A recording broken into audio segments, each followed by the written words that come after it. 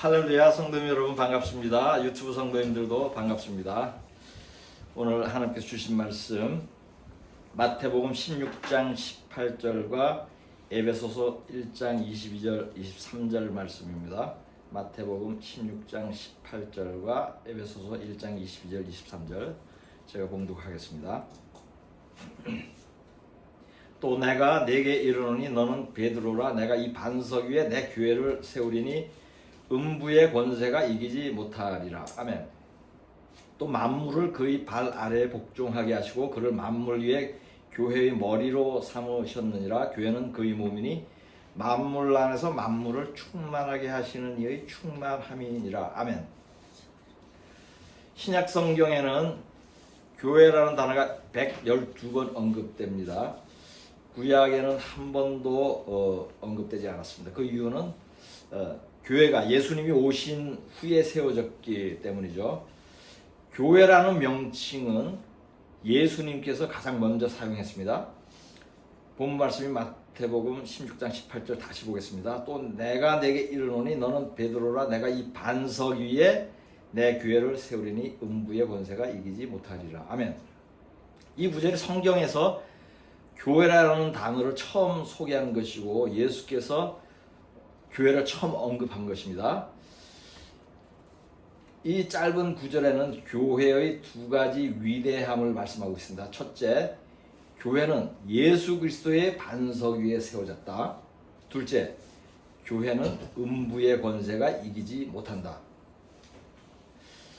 이 두 말씀 안에 교회에 대한 비밀이 있습니다. 예수님이 승천하면서 땅에 남겨주신 것이 교회입니다. 교회가 예수님이 몸이 되었고 예수님의 능력을 교회에 주셨습니다. 교회가 사탄의 권세가 이기지 못하는 유일한 곳이 되게 하였습니다. 예수님은 한 번 더 교회를 언급했습니다. 마태복음 18장 17절을 보겠습니다. 만일 그들의 말도 듣지 않거든 교회의 말하고 교회의 말도 듣지 않거든 이방인과 세리와 같이 여기리라. 아멘. 이 구절은 교회 안에 형제가 죄를 범하였을 때 교회 안에서 판결하라는 말씀입니다. 이 말씀에는 두 가지 의미가 있습니다. 첫째, 교회 안의 형제들 간의 범죄에 대하여는 세상 법정으로 가지 말라는 것이에요. 교회가 판결을 하라는 것입니다. 둘째, 교회가 최종 권위를 갖는다. 이 두 가지 의미를 다르게 표현하면 교회는 세상과 분리되며 세상보다 더 큰 권위를 갖는다는 것이죠.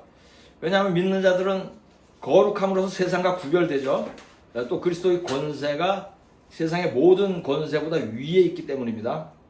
이상으로 살펴본 대로 예수님은 교회라는 단어를 처음 사용하였고 두 차례 언급했습니다. 짧은 두 번의 언급에 교회의 위대한 존재 의미가 함축되어 있습니다. 교회의 영적 의미를 간결하게 설명한 성경 구절을 한 곳 더 보겠습니다. 본문 말씀은 에베소서 1장 22절 23절입니다.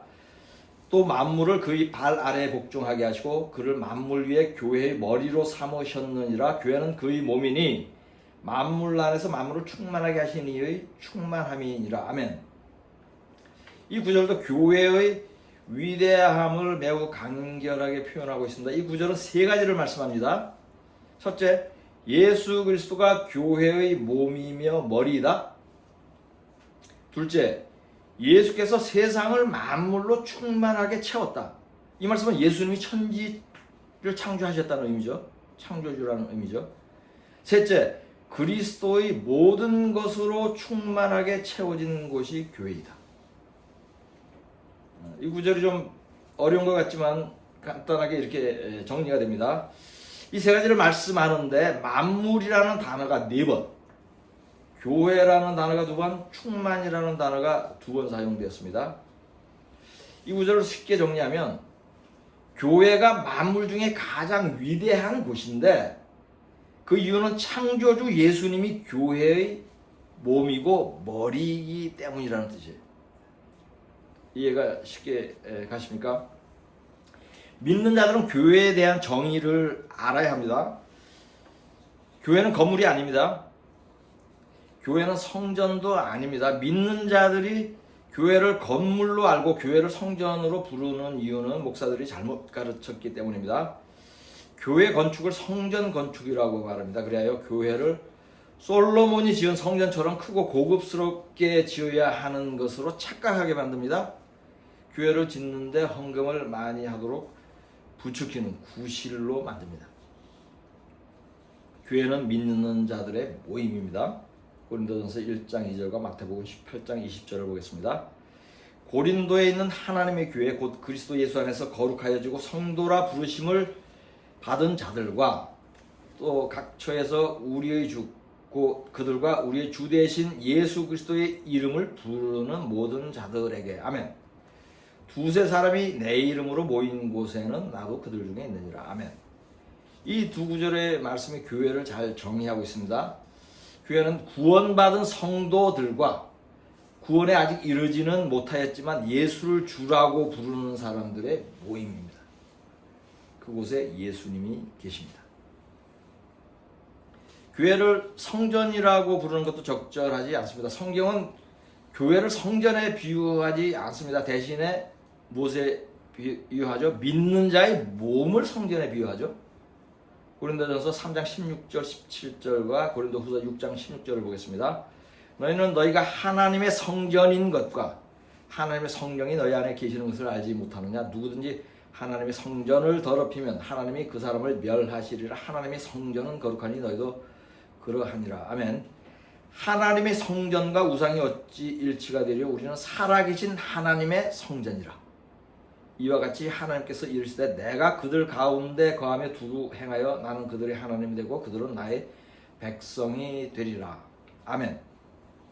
이 두 구절은 우리의 몸이 성전이라고 말씀합니다. 그러니 몸을 더럽히지 말고 거룩히 하라고 말씀합니다. 교회가 무엇인지 모르는 교인들이 많습니다. 교회를 건물로 알고 성전이라고 부릅니다. 교회의 머리가 목사인 줄 압니다. 교회를 모르고 교회 안에서 믿음 생활을 할 수 없습니다. 교회는 땅 위에서 가장 큰 권세를 가진 모임입니다. 예수님이 교회의 수장입니다. 교회는 사탄의 권세가 이기지 못하는 유일한 곳입니다. 마태복음 16장 18절 다시 보겠습니다. 또 내가 네게 이르노니 너는 베드로라. 내가 이 반석 위에 내 교회를 세우리니 음부의 권세가 이기지 못하리라. 아멘. 사탄은 정부도 이기고 국회도 이기고 정당도 이기고 헌법재판소도 이기고 군대도 이기고 어떤 단체도 이기고 가정도 이깁니다. 사탄은 왕도 이기고 대통령도 이기고 수상도 이기고 장관도 이깁니다. 사탄은 한국의 수많은 교회들도 이깁니다. 사람이 다스리고 돈이 지배하고 건물이 교회인 곳은 사탄이 이깁니다. 그러나 성령이 다스리고 그리스도가 머리인 참교회는 사탄이 이기지 못합니다. 그러므로 마지막 때에 하나님은 7 사도나 7 선지자나 7 목사에게 말씀하지 않고 7 교회에 말씀하는 것입니다. 그러니 성도들은 반드시 2 이상 모이는 교회를 이루어 신앙생활을 해야 합니다. 가정에서 가족이나 소수의 사람들이 한 성령 안에서 함께 말씀과 기도에 힘쓰고 믿음의 교제를 하면 그것이 교회입니다. 성령 충만했던 초대교회는 이러한 모습을 하고 있었습니다. 사도행전 2장 44절에서 47절까지를 보겠습니다. 믿는 사람이 다 함께 있어 모든 물건을 서로 통용하고 또 재산과 소유를 팔아 각 사람의 필요를 따라 나눠주며 날마다 마음을 같이하여 성전에 모이기를 힘쓰고 집에서 떡을 떼며 기쁨과 순전한 마음으로 음식을 먹고 하나님을 찬미하며 또 온 백성에게 칭송을 받으니 주께서 구원받는 사람을 날마다 더하게 하시니라. 아멘. 참 교회는 성도 간에 필요한 물건을 서로 통용하고 함께 모여서 식사와 교제를 하고 하나님을 찬양하며 구원받는 사람이 늘어나도록 힘쓰는 교회입니다. 초대교회 시절의 교회는 모두 이러했습니다. 그렇다면 마지막 때의 교회는 어떤 모습을 하고 있을까요? 그것을 예언한 말씀이 요한계시록의 7교회입니다. 요한계시록 1장 11절을 보겠습니다. 이르되 내가 보는 것을 두루마리에 써서 에베소, 서머나, 버가모, 두아디라, 사데, 빌라델비아, 라오디게아 등 7교회에 보내라 하시기로. 아멘. 세상의 모든 교회는 요한계시록에 소개된 7교회 중에 하나의 모습을 하고 있습니다. 일곱은 완전수의 의미가 있죠. 그러므로 일곱 교회의 편지를 한 것은 세상의 모든 교회의 편지를 한 것과 같습니다. 그러므로 여러분이 다니는 교회는 이 일곱 교회 중에 하나에 해당합니다. 교회를 안 다니는 분은 여러분의 믿음이 이 일곱 교회 중에 하나의 모습을 하고 있는 것입니다. 일곱 교회 중에 두 교회만 회개하라는 말을 듣지 않았습니다. 그것은 빌라델비아 교회와 서머나 교회입니다. 이 둘 중에서 가장 온전하고 흠이 없는 교회는 빌라델비아 교회입니다. 빌라델비아 교회는 휴거되는 교회의 예표입니다. 서머나 교회는 매우 가난한 자들이 모인 제3세계의 일부 교회에 해당합니다. 이들은 너무 가난하여서 하나님의 긍휼을 입어 믿음에 부유하게 되는 은혜를 입은 교회입니다. 저희 대한민국은 1950년대, 60년대에 이러한 교회들이 많이 있었습니다.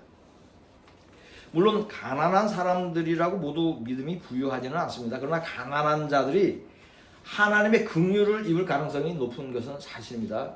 그리고 여기서 가난하다는 것은 먹을 것이 부족한 상태를 의미합니다. 최악의 교회가 두 개 있습니다. 그것은 라오디게아 교회와 사대 교회입니다. 안타깝게도 한국의 대부분의 교회는 라오디게아 교회와 사대 교회의 모습을 하고 있습니다. 구원이 없는 교회이고 휴거되지 못하는 교회입니다. 라오디게아 교회는 물질적으로 부유한데 영적으로 가난한 교회입니다. 사대 교회는 죽은 교회이고 행위에 온전한 것이 하나도 없는 교회입니다. 그 외에 잘한 일과 잘못한 일이 모두 있는 교회가 세 곳입니다. 그것은 에베소 교회, 버가모 교회, 두아디라 교회입니다. 마지막 때에 주님께서 일곱 교회에게 각기 다른 메시지를 주었습니다. 요한계시록의 일곱 교회를 여러분이 각자 다시 한번 묵상하면서 여러분은 어느 교회에 해당하는지 적용해 보시기 바랍니다. 한국이나 미국의 교인들이 휴거되고 구원받기 위하여는 빌라델비아 교회가 되어야 합니다. 빌라델비아 교회에 대해 조금 더 상세히 살펴보겠습니다. 요한계시록 3장 7절에서 11절까지를 보겠습니다. 빌라델비아 교회의 사제에게 편지하라. 거룩하고 진실하사 다윗의 열쇠를 가지시니 곧 열면 닫을 사람이 없고 닫으면 열 사람이 없는 그가 이르시되 볼지어다 내가 네 앞에 열린 문을 두었으되 능히 닫을 사람이 없으리라. 내가 네 행위를 아노니 네가 작은 능력을 가지고서도 내 말을 지키며 내 이름을 배반하지 아니하였도다. 보라 사탄의 회당 곧 자칭 유대인이라 하나 그렇지 아니하고 거짓말하는 자들 중에서 몇을 내게 주어 그들로 와서 내 발 앞에 절하게 하고 내가 너를 사랑하는 줄을 알게 하리라. 내가 나의 인내의 말씀을 지켰은즉 내가 또한 너를 지켜 시험의 때를 면하게 하리니 이는 장차 온 세상에 임하여 땅에 거하는 자들을 시험할 때라. 내가 속히 오리니 네가 가진 것을 굳게 잡아 아무도 네 멸류관을 빼앗지 못하게 하라. 아멘. 빌라델비아 교회는 일곱 교회들 중에 가장 칭찬을 많이 받은 교회이며 흠이 없는 온전한 교회입니다. 이 교회의 특징을 정리를 하면 첫째, 작은 능력을 가졌지만 순종하고 배반하지 않았다. 둘째, 유대인들을 전도하였다. 셋째, 인내하며 계명을 지켰다. 넷째, 주님이 속히 오신다는 말씀을 가르친다. 다섯째, 시험의 때를 면하게 한다. 즉 7년 대환란 전에 휴거된다. 이상으로 요한계시록의 일곱 교회를 간략히 살펴보았습니다. 일곱 교회 중 두 교회만 음부의 권세가 이기지 못하는 참교회입니다. 나머지 다섯 교회는 참교회가 아닙니다. 음부의 권세가 이길 수 있는 교회입니다. 교회라는 명칭이 붙었다고 모두 교회가 아닙니다. 교회 간판을 걸어놓았다고 모두 교회가 아닙니다. 마지막 때인 지금 참교회는 매우 드물고 거짓교회는 매우 많습니다. 어떤 외국인 사역자는 전 세계 교회의 99%가 거짓교회라고 말합니다. 저는 대한민국의 99.9%가 거짓교회이고 거짓 목사라고 여러 차례 설교를 하였습니다. 대부분이 거짓 목사인 것은 성경이 증거하는 것입니다. 예수님도 말씀하셨습니다. 저도 경험하였습니다. 음부의 권세가 이기지 못하는 교회를 판단하는 기준이 있습니다. 크게 세 가지입니다. 첫째, 진리를 가르친다. 둘째, 전도와 구제를 힘써 행한다. 셋째, 쉬지 않고 기도한다. 이 세 가지 중에 전도하고 구제하는 것, 또 기도를 열심히 하는 것은 눈으로 확인할 수 있습니다. 그러나 진리를 가르치는지 여부는 교인들이 잘 모릅니다. 이것이 문제예요. 그러므로 참교회를 찾지 못합니다. 진리를 가르치지 않으면서 그 외의 일을 열심히 하는 교회들은 많이 있습니다. 이러한 교회에 속지 않아야 합니다. 교회의 가장 중요한 사명이 진리를 가르치는 것입니다. 예수님이 진리죠. 예수님의 반석 위에 세워진 것이 교회잖아요. 이 진리를 가르쳐야 되는 것이에요, 교회는. 목사가 진리를 가르치는지 알기 위하여는 믿는 자들 스스로가 성경을 알아야 합니다. 성령이 있어야 합니다. 그러므로 믿음 생활은 교회만 의지하는 것이 아니라 스스로 노력을 해야 해요. 성경을 주야로 묵상하며 진리를 배워야 합니다. 성령을 의지해야 합니다. 기도해야 합니다. 그러할 때에 성령께서 진리를 알게 하십니다. 목사의 가르침이 진리인지 분별할 수 있습니다. 한국의 대부분의 크리스천이 거짓 교회에서 거짓 설교를 듣는 이유가 바로 이것입니다. 진리를 모르기 때문입니다. 성경을 몰라 미혹되었기 때문입니다. 거짓 가르침에 미혹되면 구원받지 못합니다. 참교회를 분별하는 다른 한 가지 방법이 있습니다. 그것은 목사를 보는 것입니다. 참 목사가 있는 교회가 참교회입니다. 거짓 목사가 가르치는 교회가 거짓교회입니다. 참 목사인지는 크게 두 가지를 체크함으로써 알 수 있습니다. 그것은 목사의 가르침과 삶입니다. 이 두 가지가 모두 온전할 때의 참 목사입니다. 목사는 진리를 가르쳐야 한다는 것은 이미 언급하였죠. 그렇지만 조금 더 상세히 설명을 하겠습니다. 목사는 성경을 푸는 지식과 지혜가 탁월해야 합니다. 성령을 받은 사람이어야 합니다. 회개와 거듭남과 구원에 대하여 바르게 가르쳐야 합니다. 말씀과 기도와 전도가 믿음 생활에서 얼마나 중요한 것인지 가르쳐야 합니다.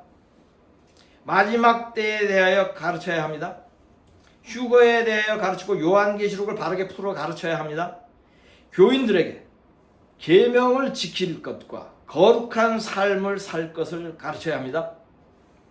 모든 성도의 삶과 영적 상태를 알고 개인별로 필요한 권면과 예언과 격려와 책망을 할 수 있어야 합니다. 성도들의 영혼을 지키는 일을 자신의 영혼을 지키듯이 양육해야 합니다. 히브리서 13장 17절을 보겠습니다. 너희를 인도하는 자들에게 순종하고 복종하라. 그들은 너희 영혼을 위하여 경성하기를 자신들이 청산할 자인 것 같이 하느니라. 아멘. 이러한 모든 말씀에 부합하게 교인들을 가르치고 양육한다면 그 목사는 참 목사입니다. 이처럼 목회의 내용과 질을 관찰함으로써 참 목사를 판단할 수 있습니다.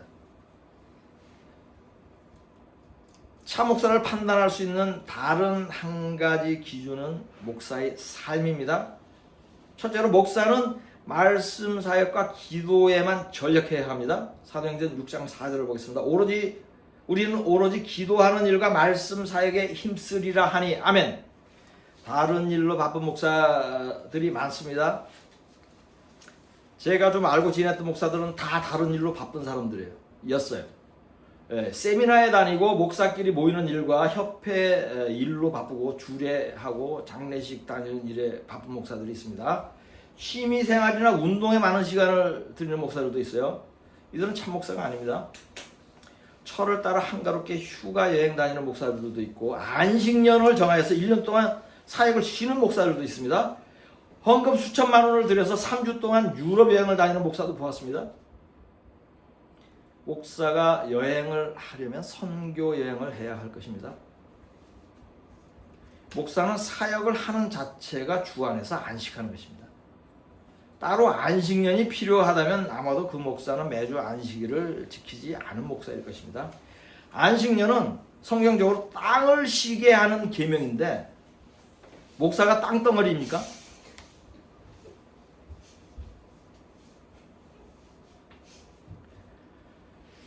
둘째로 목사는 부유하지 않아야 합니다. 재산이 없어야 합니다. 예수님도 그렇게 살았고 예수님의 제자들도 그렇게 살았습니다. 사도 바울도 그렇게 살았고 디모데에게 그렇게 살라고 가르쳤습니다. 성경은 먹고 입는 것으로 족하고 남는 것은 가난한 자를 주라고 가르칩니다. 삭개오는 회개하고 그렇게 살았습니다.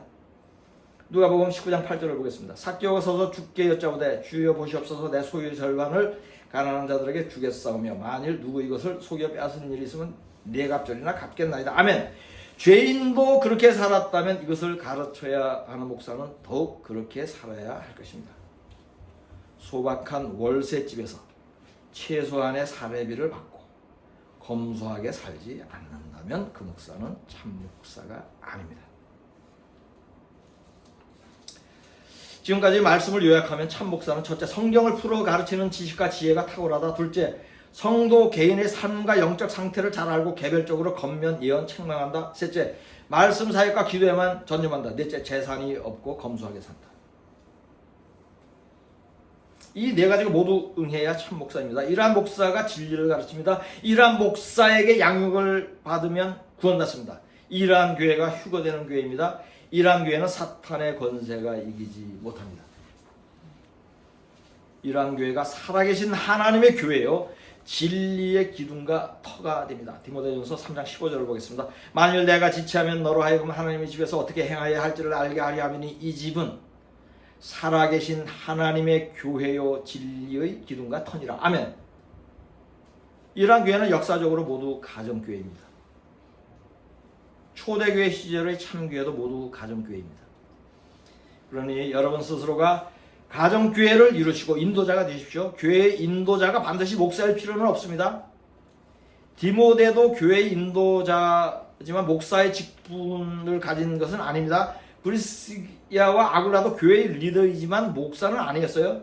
바울이 개척한 가정교회들은 신실하고 성경을 아는 보통의 성도들이 교회의 인도자였습니다. 요한일서 2장 27절을 보겠습니다.